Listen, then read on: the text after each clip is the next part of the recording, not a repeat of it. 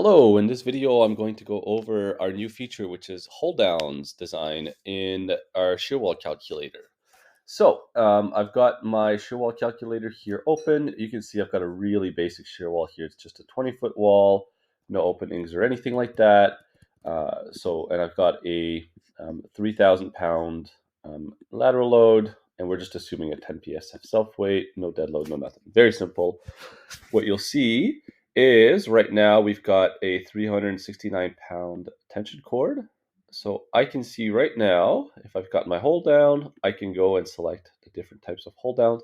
I can see right now these are based on the Simpson catalog, just a DTT1Z or Z, sorry, is perfectly fine. Now let's go and add some openings. Let's make this a little bit more interesting. Let's say I've got a window at 6 feet, 4 feet wide, like this. So I've just got a small square window here. You can see now I've got my hold downs, everything's good, but my DTT1Z is no longer adequate. So I'm going to go up now, and it looks like a DTT2Z, for instance, is good enough, or I could go with a LTTI31. I could also go with the HDUs, which are a bit more common, I think, but you can see that it's plenty over capacity. So in this case, I'll just pick a DTT2Z, sorry.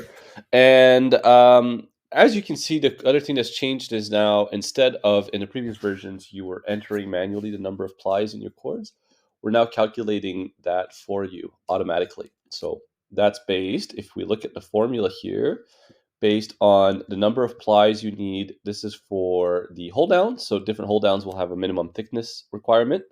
Also based on how many plies you need for the tension in your cord or the compression in your cord. If you want to override that number, you can. You can come here. There's a question here. Set this to yes and say, now you can see we're failing in compression, but if we bump this up, now we're passing in the cord compression, so all's good. Okay, other thing to consider now, if for instance I add a bit more dead load, so it's going to reduce our overturning moment. Say I've got 100 pounds per linear foot.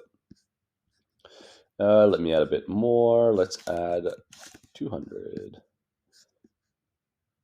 And let's reduce our load to 2,000 pounds. The reason I'm doing this is to show the hold down diagram now. In this diagram, you'll see we're now only showing you hold downs where you actually need them. So if the dead load's enough to counteract the overturning and there's no uplift in a hold down, technically you don't need a hold down anymore at those locations. So you can see the panel on the right, we don't need it anymore, but the one on the left, we still need the hold downs. And so you'll see this is where you need your hold downs. This will also work if you have more than one story. So if I add 2 stories and perhaps I add a second floor load, put that on story number 2, we'll do another 200, 0, and let's do 2000 again. So you can see now I've got these 2 things. So now, as you can see, we only need the hold downs at the first panel on the left here at the top floor. At the other floor, we need both hold downs here. So we'll put that in like that. And when we look at the load going into the hold downs, just for simplicity's sake right now, we're just looking at the maximum load in any of these hold downs. So if I look here now, my DTT2Z is still passing.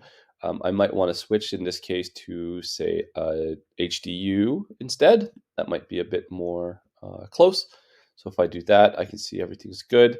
But in this case, I actually need 3 plies of 2x4s. So that's based on my Douglas fir 2x4s right here. So that's about it for the hold downs. Let us know as any time if you have any question. We're more than happy to help. Thank you. Goodbye.